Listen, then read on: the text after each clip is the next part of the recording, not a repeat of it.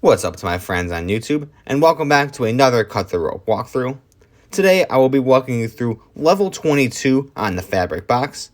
Now if you did need help on any other levels on Fabric Box or in the Cut the Rope game in general, check that playlist. It's going to be linked at the top of my description, and you will be able to see every single level and what you need to do to get the 3-star rating so you can complete the game in no time.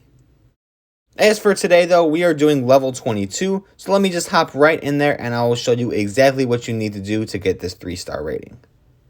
You can see this setup here. You're going to start by using the balloon to swing and get the momentum for this first star in the top left.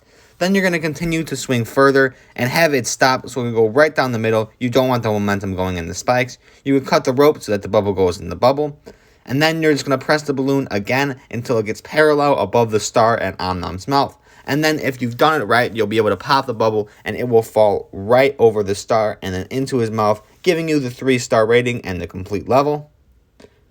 That is all there is to it though. If you did need help on any other levels, like I said, check that playlist linked at the top of the description. Other than that though, if you found this helpful, be sure to like and subscribe. Thank you for watching, and I'll see you in the next one.